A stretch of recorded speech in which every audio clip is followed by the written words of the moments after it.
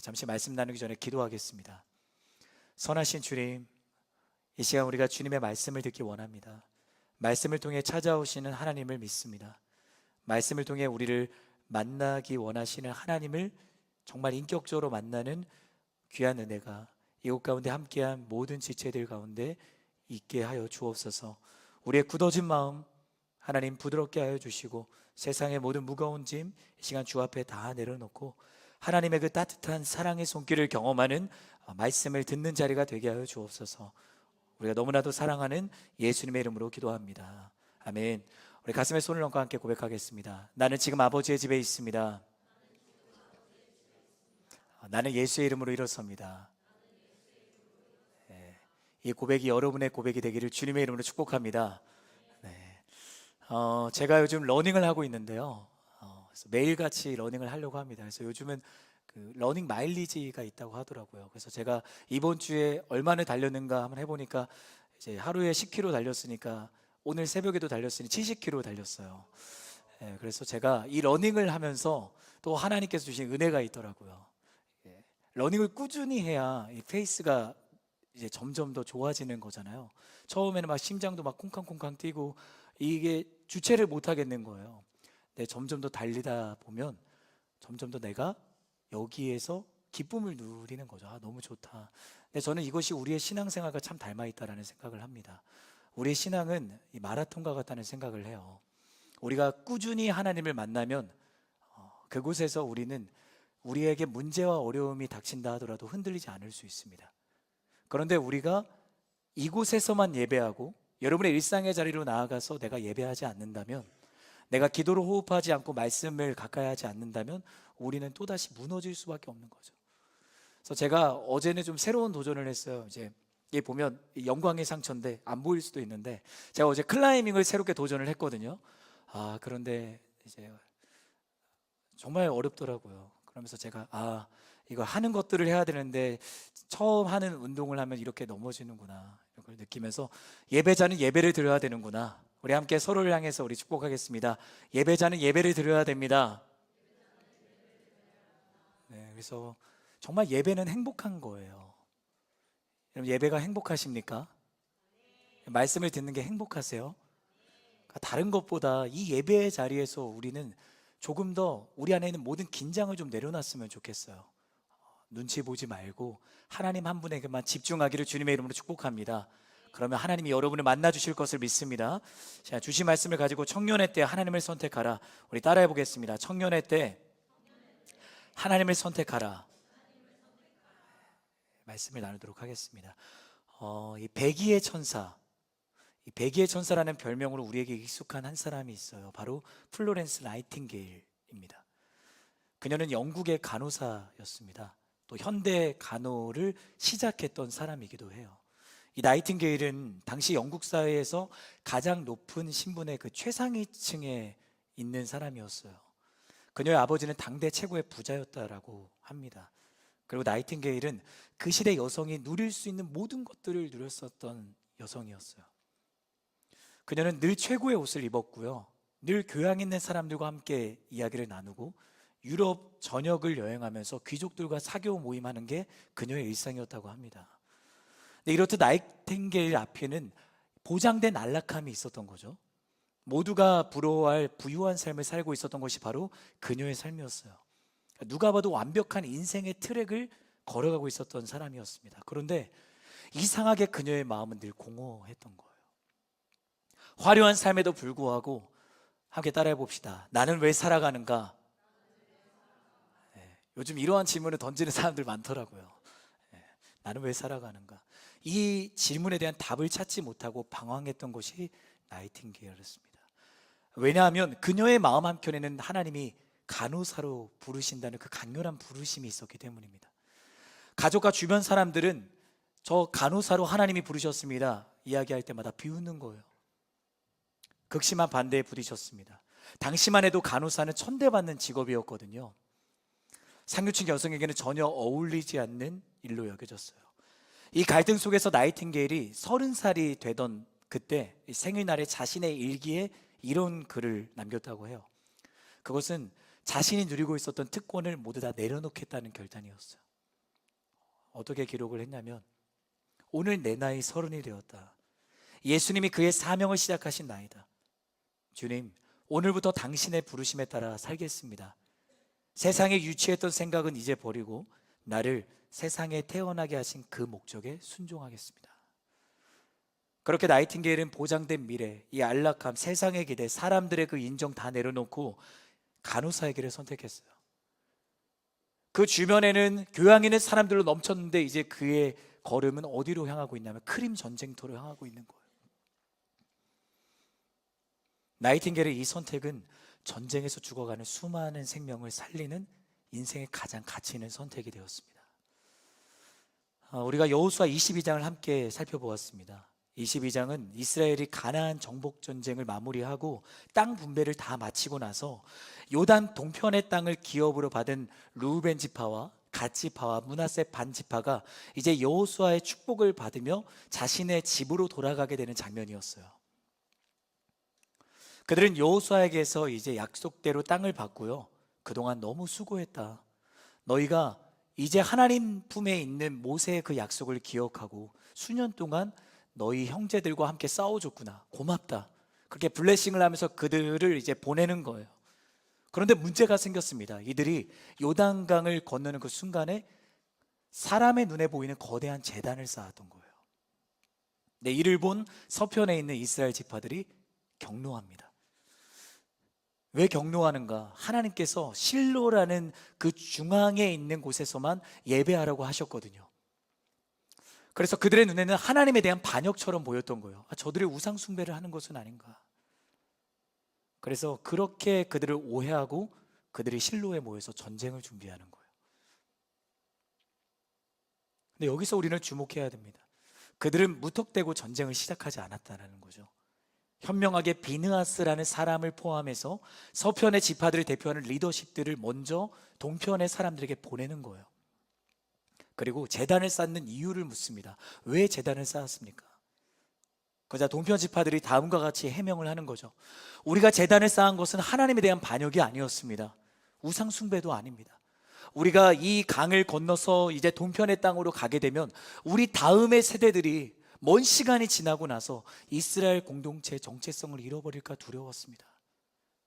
당신들이 우리가 공동체의 일원인 것을 새까맣게 잊어버릴까 두려웠습니다. 그래서 우리가 나의 자녀들이 그것을 기억하고자 하기 위해서 단을 쌓았던 겁니다. 그렇게 오해는 풀렸고 두 지파는 서로의 그 신앙의 순수성을 확인하며 하나가 되고 전쟁을 하지 않습니다.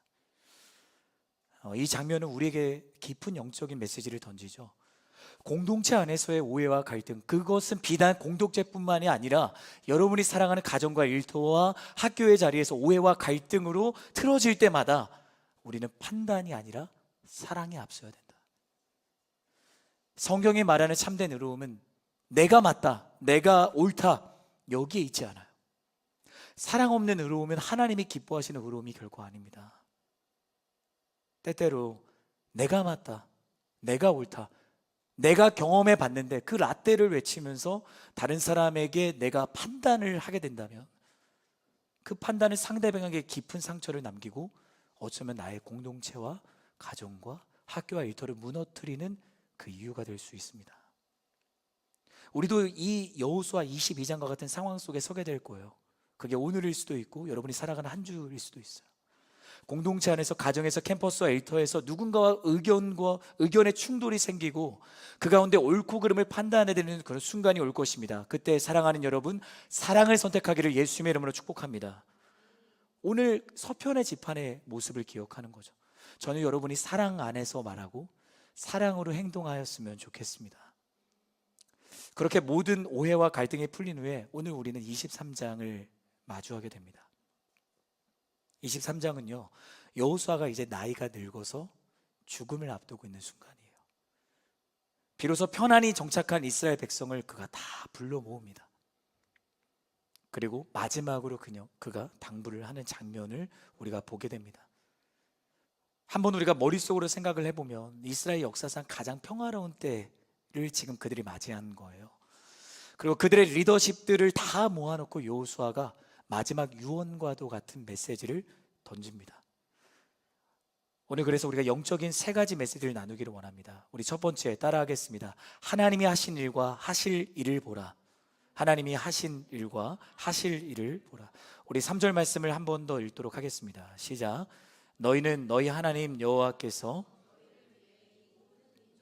하신 일들을 다 보았다. 너희를 위해 싸우신 분은 너희 하나님 여호와시다. 여호수아는 이런 이야기를 합니다. 과거를 보라. 과거를 보라. 하나님이 너희를 위해 싸우신 그 은혜를 보라. 여호수아는 먼저 이스라엘의 역사를 가리켜서 이렇게 고백합니다. 한번 따라해 볼까요? 하나님이 너희를 위해 모든 민족들에게 하신 일들. 그러니까 그들이 걸어온 이스라엘 역사를 그는 이렇게 고백하는 거예요. 하나님이 너희를 위해 하신 일들. 저는 여러분의 삶을 가리켜서 이렇게 고백하기를 바랍니다. 하나님이 나의 삶에서 하신 일들. 지금 내가 서 있는 자리가 나의 능력과 노력으로 이루어졌다고 생각하세요? 그렇지 않습니다. 이스라엘 백성들이 거대한 아낙 자손과 여리고성 앞에서 좌절했던 것처럼 우리도 문제와 어려움 만나면 그런 순간들이 있잖아요. 그때마다 우리는 문제 앞에 쉽게 흔들리고요, 어려움 앞에 나의 한계를 깊이 느끼며 좌절합니다. 그러나 여러분 보세요. 그 문제와 어려움 속에서도 그 좌절을 딛고도 우린 지금 어디에 있습니까? 우리 지금 예배의 자리에 있잖아요. 그럼 우리가 이것을 어떻게 설명할 수 있는가? 하나님의 은혜로. 내가 문제가 있었고 어려움이 있었고 내가 갈등 가운데 마주하는 순간들이 있었지만 지금 내가 서 있는 자리는 어딘가? 찬양의 자리, 기도의 자리, 말씀을 가까이 하는 자리. 여러분, 하나님의 살아계심을 여러분 믿으시기를 바라요.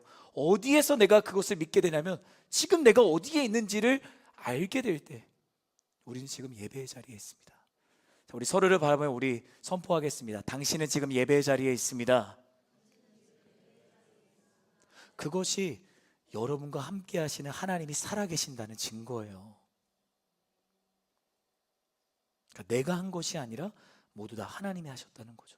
내 앞에도 거대한 안악 자손들이 있어요. 내 앞에도 여리고성과 같은 문제가 있어요. 그러나 하나님이 나를 지키시고 나에게 그분의 그 준비하신 은혜를 주셨기 때문에 내가 지금도 예배할 수 있는 것이다. 지금 여호수아는 그렇게 이스라엘 백성들에게 분명하게 선언하는 겁니다. 저는 여러분의 과거를 세상의 시선과 세상의 기준으로 정리하지 않기를 바랍니다. 그 모든 순간들은 하나님께서 여러분을 위해 싸우신 은혜의 자리이기 때문입니다. 이어지는 4절과 5절의 말씀도 한번 더 읽겠습니다. 시작. 보라, 요단강에서 서축 대에 이르는 남아있는 나라들 곧 내가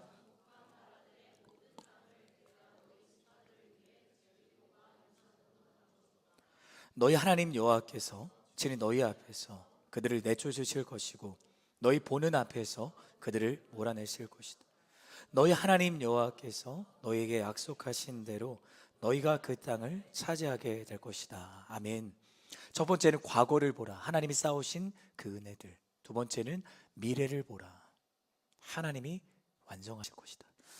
여호수아는 이제 이스라엘이 차지할 남아있는 땅을 언급을 합니다. 그리고 그 땅을 하나님께서 약속하신 대로 주실 것이다 라고 선포해요. 우리가 사랑하는 청년의 때는 불확실함을 갖고 있는 시대입니다. 미래를 보면 불안한 거예요. 내일을 알 수 없어요. 미래에 대한 불안과 압박은 잠시도 우리를 놓아주지 않는 거죠. 그러다 보니 우리는 우리의 시선을 너무나도 쉽게 문제를 바라보고 사람을 바라보고 나의 연약함을 보는 거예요. 그러다 보면 내가 지금 무엇을 해야 하지? 내가 지금 이 문제에서 어떻게 일어설 수 있지? 내가 주어가 내가 되는 거예요. 자기중심적인 질문에 gat혀버리는 겁니다. 그러나 여호수아는 그 시선을 과감히 틀어서 너희 하나님 여호와께서, 여호수아 23장에서 제일 가장 많이 반복되는 단어가 무엇인지 아십니까? 따라해 봅시다. 너희 하나님 여호와께서. 여러분, 그리스도인으로 살아간다는 것은 무엇을 말합니까? 우리의 삶의 주어가 내가 아니라 하나님이신 거예요. 하나님. 너희를 위해 싸우신 하나님. 하나님께서 너희의 미래도 이끄실 것이다. 그러니 두려워하지 말아라. 여러분, 믿음은 시선을 돌리는 거예요. 믿음은 시선을 지키는 겁니다. 문제를 바라보던 시선을 하나님께 돌리는 것이고, 세상에 집중하던 시선을 멈추고 하나님의 말씀을 바라보는 겁니다. 우리가 해야 되는 것은 불확실한 미래를 보고 불안에 떠는 것이 아니라, 내 힘으로 개척하기 위해서 내가 아둥바둥 몸부림치는 것이 아니라, 이미 앞서가셔서 길을 만드시고 그 길 위에서 우리를 인도하시는 하나님을 바라보는 선택을 해야 되는 것입니다. 여러분, 하나님이 시작하신 일은 결코 멈추지 않습니다. 하나님을 막을 자는 아무도 없습니다.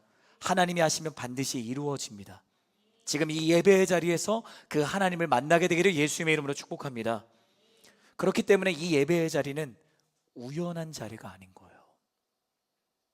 하나님께서 여러분에게 그 필연한 은혜를 주신 줄 믿습니다. 이 자리는 우연의 자리가 아니에요. 지금 이 순간도 하나님은 저와 여러분의 마음을 두드리고 계십니다. 여호수아를 통해, 또 이 시간 말씀을 통해 우리에게 말씀하시는 거죠. 우리 6절 말씀 읽겠습니다. 6절 시작. 그러므로 너희는 용기 백배해 좌우로 치우침 없이 모세의 율법책에 기록된 모든 것을 지키고 실행하라. 자, 첫 번째는 과거를 보라, 두 번째는 미래를 보라, 세 번째는 오늘도 은혜로 살아가라. 과거와 미래와 오늘을 말합니다. 그런데 오늘도 은혜로 살아가라. 어떻게 우리가 은혜로 살아갈 수 있는가? 따라합시다. 말씀을 지키라. 말씀을 지키는 게 은혜로 살아가는 사람의 모습이라는 거예요. 여호수아는 이스라엘 백성에게 과거와 미래가 모두 하나님께 달려 있다면 오늘도 너희는 은혜로 살아가라 라고 이야기를 해요. 자, 그렇다면 오늘 우리는 어떻게 살아가야 되는가? 오늘 우리는 어떻게 살아가야 되는가? 말씀을 붙들고 말씀하신 대로 순종하는 것, 그것이 우리가 살아가야 되는 삶입니다. 함께 따라합시다. 말씀을 붙들고 말씀하신 대로 순종하는 것이다. 우리는 청년의 때 그걸 늘 고민하는 것 같아요. 내 청년의 때 내가 어떻게 살아가야 될까? 왜냐하면 그렇게 우리를 둘러싼 세상은 그렇게 말하기 때문이죠. 하지만 예수님을 믿는 사람은 이제 우리가 하나님의 말씀대로, 하나님의 말씀을 순종하며 살아가는 것이 우리의 살아가야 될 삶인 겁니다. 단지 마음속으로 내가 믿습니다, 주님 내가 믿습니다, 그냥 나의 입술에서만 내가 멈추는 것이 아니라 나의 삶의 모든 영역에서 내가 믿은 대로 살아가는 사람이 하나님이 기뻐하시는 그리스도인이라는 거예요. 여러분의 가정에서, 여러분이 있는 모든 삶의 자리에서 나는 믿습니다, 이 고백으로 살아가고 있는가? 하나님은 입술의 고백에 멈추는 사람을 기뻐하시는 것이 아니라 여러분의 살아가는 모든 삶의 자리에서 믿음대로 살아가는 사람을 기뻐하시는 줄 믿습니다. 생각해 보세요. 제가 저희 아내에게 사랑한다, 사랑한다 말만 하고 아무것도 그 사랑이 표현되지 않는다면 그게 사랑하는 거라고 할 수 있습니까? 우리가 하나님을 사랑한다면 내가 어찌 나의 입술에만 주님 사랑합니다, 주님 사랑합니다라고 이야기할 수 있는가? 나타나야 돼요. 드러나야 됩니다. 저는 여러분이 하나님을 사랑하기를 바랍니다. 그리고 하나님을 사랑하는 자답게 살아가기를 예수님의 이름으로 축복합니다. 청년의 때 세상은 우리를 예수님을 따르는 길이 아니라 세상의 그 수많은 길을 걸어가라고 이야기를 합니다. 그 길들 걸어야 성공한다고 말해요. 그래야 행복해진다고 말합니다. 마치 환한 네온사인처럼 우리의 눈을 사로잡고 거기에 마음을 빼앗기게 만듭니다. 예수님을 따라가는 길이 무모하고 손해보는 길처럼 여겨집니다. 좁은 길이라는 이 말씀이 부담이 되는 거예요. 불편한 거예요. 어느새 하나님은 내 삶의 주인이 아니라 내 삶의 방해꾼이 되는 거예요. 그러면 예배는 점점 더 내 삶에서 뒤로 밀려나는 거예요. 사랑하는 여러분, 그렇게 세상에 보여주는 길이 정답입니까? 세상이 걸어가라는 그 길이 정말 우리를 행복하게 합니까? 잠시 만족을 줄지는 모릅니다. 스펙을 쌓고 좋아 보이는 자리를 얻고 누가 봐도 성공한 듯한 인생을 살아가는 거, 그거 잠시는 행복할지 몰라요. 그러나 그 길 위에서 얻은 만족과 성취와 행복은 안개와 같이 사라지고 맙니다. 그러면 내 안 깊은 곳에 자리 잡은 두려움과 불안은 해결할 수 없어요. 잡았다고 생각하는 순간, 얻었다고 생각하는 순간 더 내 안에 있는 마음의 빈자리를 확인하게 될 것입니다. 그렇기 때문에 우리는 물어야 됩니다. 지금 내 안에 있는 공허함과 두려움과 불안을 어떻게 해결할 수 있는가? 예수님만이 해결하실 수 있어요. 예배의 자리에서 내 안에 있는 모든 마음의 빈자리가 하나님의 은혜와 사랑으로 채워질 때만 우리는 비로소 행복할 수 있는 겁니다. 그렇기 때문에 여러분은 가장 행복한 사람인 거죠. 왜? 내가 지금 예배의 자리에 있으니까, 내가 지금 말씀을 듣고 있으니까, 내가 찬양하고 있으니까. 여호수아의 이 고백이 우리의 마음을 뜨겁게 하지 않나요? 저는 이 말씀 묵상하면서 너무 마음이 뜨거워지더라고요. 너희는 용기 백배해. 자, 따라합시다. 너희는 용기 백배해. 말씀을 따라 순종하라. 너무 멋있는 고백이에요. 그런데 왜 우리는 주저하게 될까? 우리는 왜 주저하게 될까? 왜 말씀대로 사는 걸 왜 그렇게 우린 두려워할까? 이스라엘 백성이 가나안 땅을 정탐했을 때 10명의 정탐꾼들이 돌아 보고한 내용이 무엇입니까? 저 안악 자손이 우리보다 강하다. 우리는 저들에 비하면 메뚜기 같다. 우리는 진다. 그들의 눈에도 그렇게 보였을 것이다. 말씀대로 살기를 망설이는 그 마음속에 우리에게도 메뚜기 컴플렉스가 있는 것 같아요. 말씀대로 살면 내가 뒤처질 것 같으니, 말씀대로 살면 내가 성공할 수 없다라는 그 두려움, 내 주변에 말씀대로 사는 사람이 적기 때문에 내가 말씀대로 살아가는 것을 두려워하고 주저하게 만드는 거죠. 나 혼자만 이렇게 바보같이 살아야 되나? 여러분, 하나님의 말씀대로 살아가는 게 정말 바보 같은 거예요? 하나님 믿고 살아가는 게 정말 멍청한 거예요? 아닙니다. 말씀을 따라 순종하는 삶이 가장 행복하고 가장 지혜로운 삶인 거예요. 저는 여러분이 말씀을 따라 순종하는 것에 머뭇거림이 없기를 예수님의 이름으로 축복합니다. 말씀대로 살아가는 삶에 담대하기를 바라요. 어떻게 여호수아와 같이 살아갈 수 있는가? 우리 함께 따라하겠습니다. 예배의 자리에서 하나님을 만나는 것입니다. 이 어떻게 물음이 해결되는 자리는 예배의 자리입니다. 예배의 자리에서 하나님을 만날 때 하나님이 나에게 걸어갈 길을 보여주시는 거예요. 내가 그 길을 개척하는 것이 아니라 살아계신 하나님을 만날 때 내가 걸어갈 길을 하나님이 보여주시는 거예요. 여러분, 예배는 하나님을 만나는 시간입니다. 우리 하나님은 살아계십니다. 그 하나님을 만나는 예배가 여러분이 드리는 예배가 되기를 주님의 이름으로 축복합니다. 예배를 많이 드리는 게 중요한 게 아니에요. 하나님이 기뻐하신 한 예배를 드리는 게 더 중요한 겁니다. 오늘 이 시간 여러분의 고집과 여러분의 경험치를 내려놓기를 주님의 이름으로 축복합니다. 오직 하나님의 말씀에 따라 결단하겠다고 고백하는 자리가 되기를 주님의 이름으로 축복합니다. 크리스천의 삶은 그냥 하나님 믿고 가는 거예요. 우리가 어디로 가든지 어디에 있든지 하나님께서 함께 하신다는 그 약속을 믿고 여호수아와 같이 용기 백배해서 말씀에 순종하는 겁니다. 우리 서로를 바라며 축복하겠습니다. 용기 백배해 하나님을 선택하십시오. 그래서 저는 이거 카톡으로 저장을 해요. 용기 100배. 너무 멋있는 고백이에요. 우리 두 번째 함께 따라하겠습니다. 세상이 아닌 하나님을 선택하라. 이제 여호수아는 가장 현실적이고도 직접적인 경고의 메시지를 백성들에게 던집니다. 그런데 이 지금 여호수아가 말하는 현실은 우리가 살아가는 현실과도 너무 닮아 있어요. 우리 7절 말씀 한 번 더 읽어볼까요? 7절 읽겠습니다. 시작. 너희 가운데 남아있는 이 민족들과 뒤섞이지 말고 그 신들의 이름을 입 밖에 내지도 말라. 그들의 이름으로 맹세하지도 말라. 또 그들을 섬기거나 그들에게 절하지도 말라. 아멘. 여호수아는 이스라엘 가운데 남아있는 가나안 민족들과 뒤섞이지 말라라고 경고해요. 겉으로 보기에는 가나안의 그 남아있던 민족들은 이제 더 이상 그들에게 위협이 되지 않아요. 아까 지금 본문의 배경이 뭐라고 했죠? 모든 정복 전쟁이 다 끝났어요. 땅 분배도 다 끝났어요. 그럼 생각해 보세요. 남아있는 가나안 민족들이 두려울까요? 하나도 두렵지 않을 거예요. 그들이 이미 굴복했으니까. 그런데도 여호수아는 남아있는 가나안 민족들을 조심해라 라고 하는 거예요. 오히려 보이지 않는 위협이 더 위험하다. 왜냐하면 남아있는 가나안 민족들은 칼과 창으로 그들에게 나오는 건 아니지만 이스라엘의 일상 속으로 은밀히 스며들어서 하나님으로부터 멀어지게 하는 죄의 문화를 퍼뜨리기 때문입니다. 가나안의 우상 숭배, 쾌락과 번영을 약속하는 그 풍요의 우상들, 그 우상들이 이스라엘 백성들의 마음에 잠식하는 것을 경계하라라고 지금 여호수아가 이야기하는 거예요. 여러분, 가장 위험한 적은 밖에 있는 것이 아닙니다. 오히려 내 삶에 은밀히 들어와 나의 마음을 잠식하게 만드는 그 죄의 유혹들인 것이에요. 자, 깨끗한 물이 담긴 컵에 검정 물감 한 방울 똑 떨어뜨리면 처음에는 티가 나지 않거든요.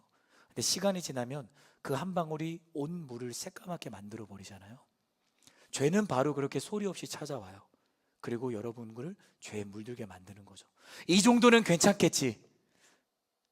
내가 오늘 기도하지 않아도 괜찮겠지. 내가 오늘은 말씀을 가까이 하지 않아도 괜찮겠지. 그 작은 타협이 나의 마음을 무너뜨리는 겁니다. 내 삶의 가나안 민족은 무엇인가? 이 시대의 가나안은 문화적인 우상, 그리고 가치관의 타락이에요. 이 시대의 가장 강력한 가나안 민족은 돈이고 성공입니다. 높은 자리에 오르고 많이 소유해야 행복하다. 세상의 목소리에 예수 그리스도 안에서 누리는 만족을 잃어버리지 않도록 우리는 늘 깨어 있어야 됩니다. 스마트폰, 미디어, 거기에서 쏟아져 내려오는 그 홍수와 같은 죄의 소리에 여러분의 마음과 시선을 빼앗기지 마십시오. 그 쇼츠 한 번씩 올리면서 거기에 내 마음과 시선을 빼앗겨서는 안 되는 거예요. 오히려 그 시간을 하나님과 가까이 하는 시간으로 채우기를 주님의 이름으로 축복합니다. 하나님의 성전이 우리의 몸을 더럽히면 안 되잖아요. 그러면 우리는 항상 나의 삶을 말씀 앞에 점검해야 되는 것입니다. 우리 이어지는 8절 말씀도 읽어볼까요? 읽겠습니다. 시작. 오직 너희가 오늘까지 행한 대로 너희 하나님 여호와를 굳게 붙들어야 한다. 여호수아는 단순히 하지 말아야 될 것만 이야기하지는 않아요.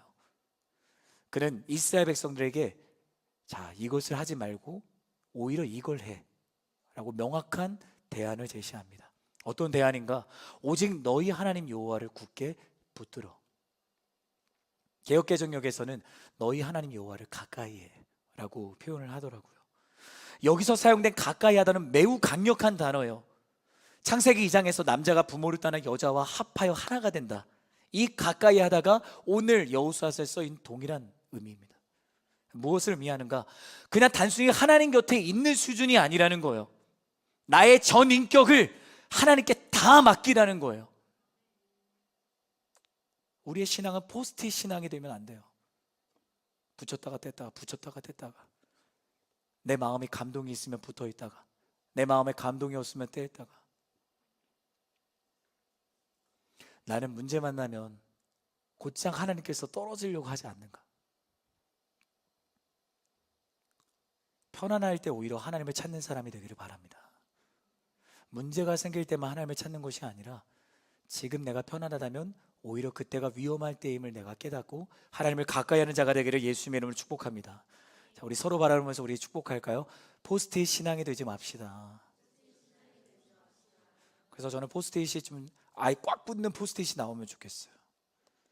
누군가 만들어 주실 거라 믿고, 청년의 때를 살아가며 하나님은 우리에게 한 번 붙었다가 힘들면 떨어졌다가 하는 그 관계를 원하지 않으세요. 보니까 넷플릭스에도 환승연애가 있잖아요. 그리스도인은 환승연애하면 안 되는 거예요. 하나님 사랑하다가 돈 사랑하다가.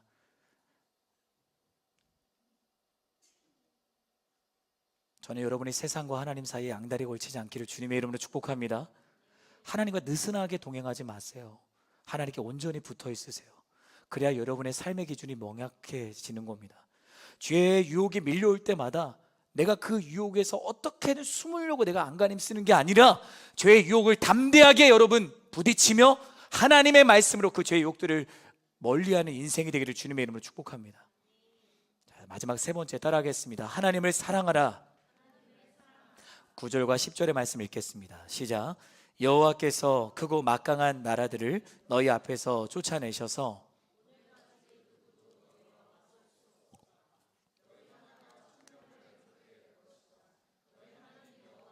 너희에게 약속하신 대로 너희를 위해 싸우실 것이기.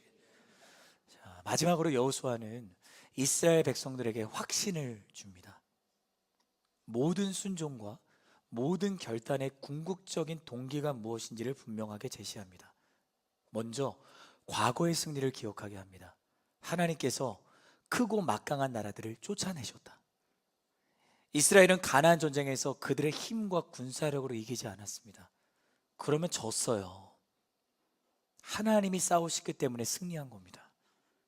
그러니 여호수아가 놀라운 고백을 해요.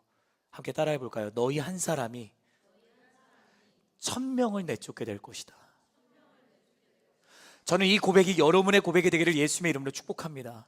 하나님이 함께 하시면 압도적으로 승리합니다. 이것이 바로 하나님의 선택한 자가 누리는 승리인 거예요. 청년의 때 나의 능력과 재능 발휘하는 거 너무 중요합니다. 여러분에게 그 은혜가 있기를 주님의 이름으로 축복합니다. 그러나 거기에 목매어 살아가면 안 되는 거예요. 왜냐하면 우리는 하나님께 목매어 살아가는 인생이거든요. 나의 작은 순종의 한 걸음이 세상에서의 1000걸음보다 더 귀한 거예요. 그런데 우리는 순종의 1000걸음이 세상에서의 한 걸음보다 못하다고 생각할 때가 더 많잖아요. 그렇지 않습니다. 하나님이 여러분의 작은 순종을 통해 여러분의 삶에 1000배의 놀라운 은혜를 허락하실 것을 저는 믿습니다. 한 번 더 우리 선포합시다. 너희 한 사람이 1000명을 내쫓게 될 것이다. 이번 한 주간 이 말씀이 여러분의 삶의 실제가 되기를 예수님의 이름으로 축복합니다. 마지막 11절 말씀 읽겠습니다. 시작. 그러므로 너희는 마음을 기울여 너희 하나님 여호와를 사랑하라. 우리 한 번만 더 읽어볼까요? 시작.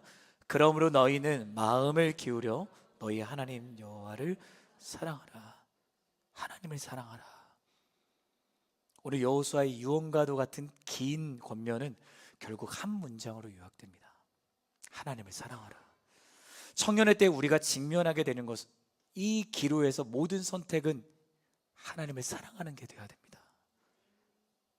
여러분 세상을 사랑하지 마십시오. 하나님을 사랑하기를 주님의 이름으로 축복합니다.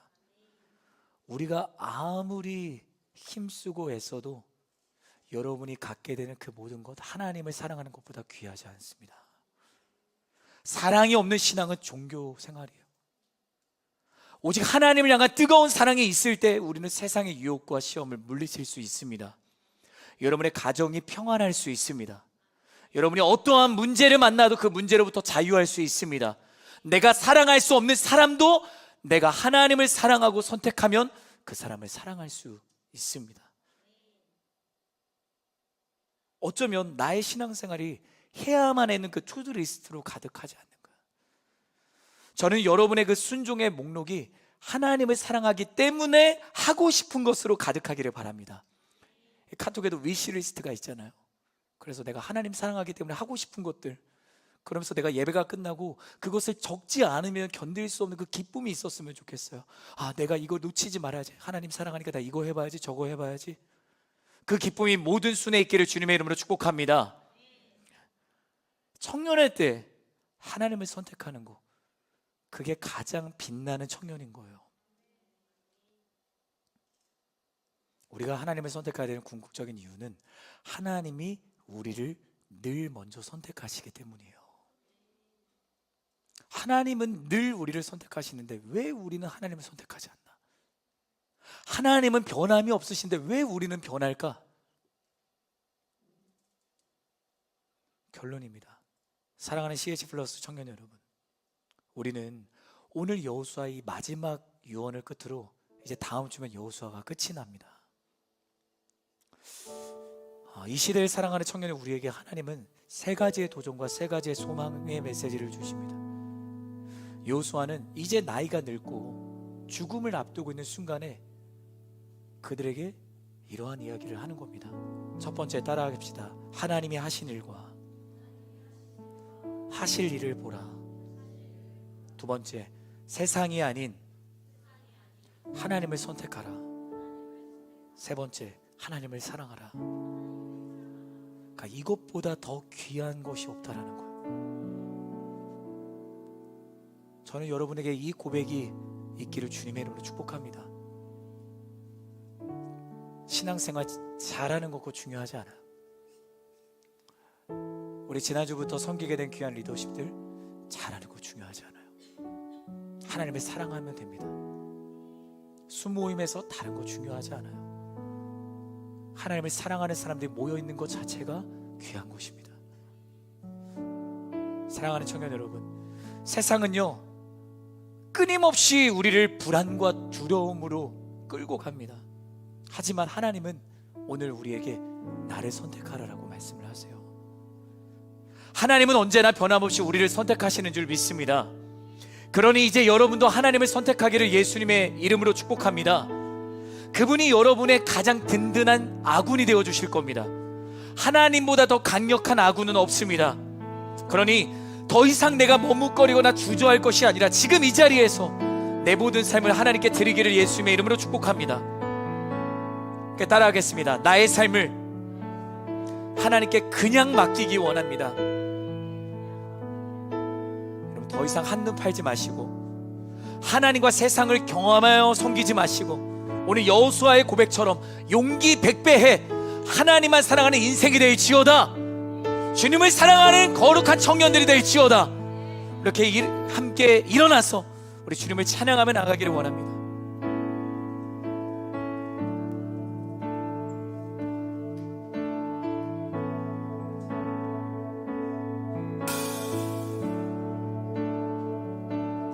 나의 영혼이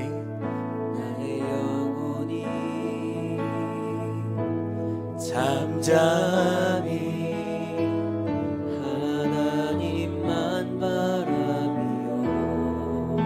가슴에 손을 얹고 고백합시다. 나의 구원이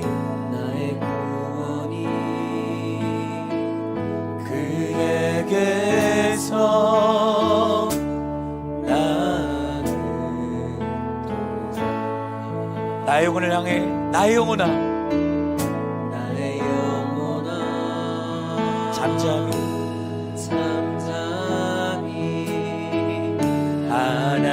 하나님만 바라라. 아멘. 나의 소망이 저에게서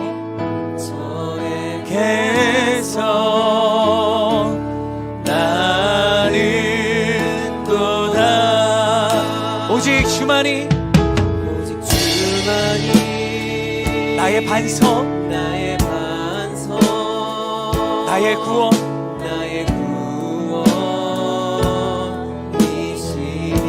아멘. 오직 주만이 나의 산소 내가 연없지 아니하리.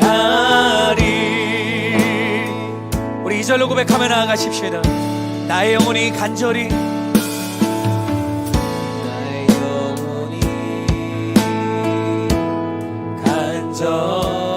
내가 여호와를 갈망하며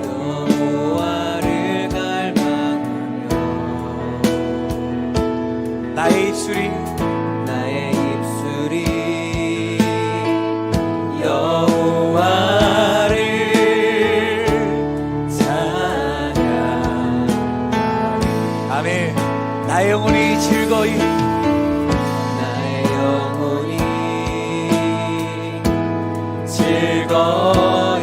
여호와를 따르리니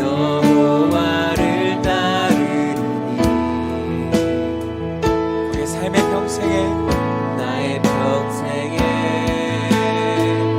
여호와를 송축하리. 고백합니다. 오직 주만이 나의 반석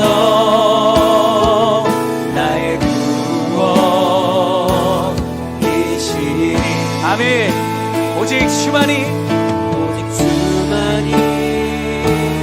나의 산소 내가 요동치 아니. 우리 한 번 더 고백합시다. 오직 주만이 주님이 나의 반석이 되십니다. 나의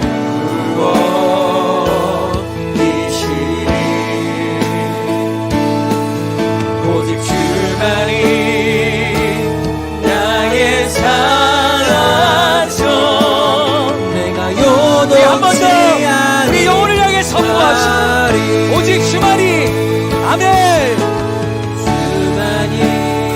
주님이 우리의 반석이 되십니다.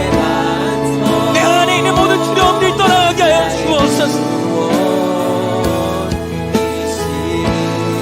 그렇습니다. 오직 주만이 나의 반석, 내가 요동치 아니하리. 이 말씀을 기억하며 기도하기를 원합니다. 오늘 여호수아는 마지막 유언과도 같은 말씀을 이스라엘 백성들에게 이야기합니다. 과거의 은혜를 기억하라. 여러분이 걸어온 모든 걸음들 하나님의 은혜로 여러분 걸어온 것입니다. 하나님이 여러분과 함께 하시기 때문에 우리가 이 자리에 있을 수 있는 거예요. 그 하나님의 은혜에 감사하는 우리가 되기를 주님의 이름으로 축복합니다. 우리가 들어야 되는 것은 감사입니다. 우리가 들어야 되는 것은 기쁨입니다. 우리 시간 주님의 이름 함께 외치고, 하나님, 내가 과거의 은혜를 기억하며 감사하는 인생이 되게 하여 주옵소서. 소망하는 자를 주님의 이름 한번 외치고 기도합니다. 주여,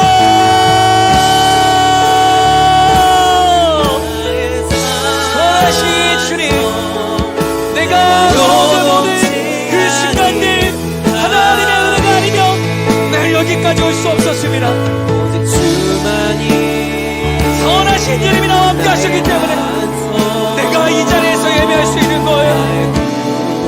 주님, 그 은혜를 기억하게 하여 주옵소서. 그 은혜는 결코 당연한 것이 아닙니다. 주여,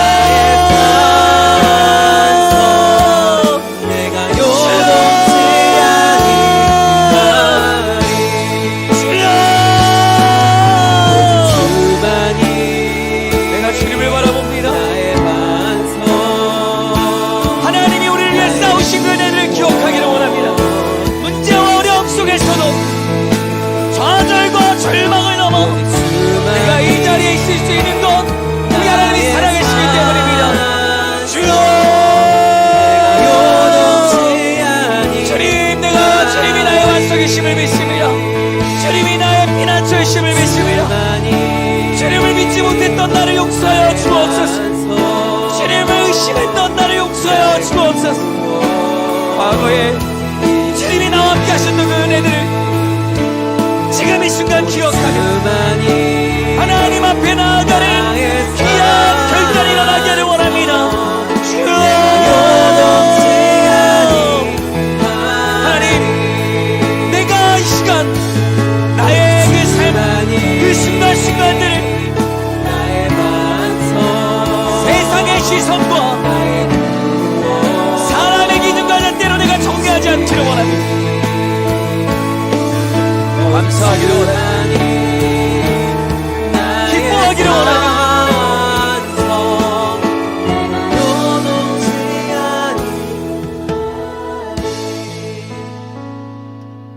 사랑하는 여러분, 여러분 안에 있는 그 두려운 문제, 그거 여러분 갖고 있다고 뭐 될 수가 없어요. 그 두려움과 문제, 이 시간 예배의 자리에서 여러분 하나님 앞에 다 맡겨드려야 됩니다. 그거 안고 세상에 나아가면 우리는 여전히 그 두려움 속에 무너져서 매몰되어서 살아갈 수밖에 없는 거예요. 예배의 자리가 왜 귀한지 아십니까? 이곳에서 하나님은 우리를 살려주시기 때문입니다. 우리 안에는 모두 두려움과 절망을 하나님께서 주님의 은혜로 덮어주시기 때문입니다. 그 예배의 은혜를 경험할지어다. 내 안에는 모든 두려움 주님의 은혜로 덮어 주옵소서. 수고하고 무거운 짐을 진 모든 사람들아, 이 시간 주님께 모든 것을 맡길지어다. 우리 시간 주님의 이름 함께 외치고 우리 자유함을 구하며 여호와 샬롬의 은혜를 구하며 함께 기도하며 나아갑시다. 주여,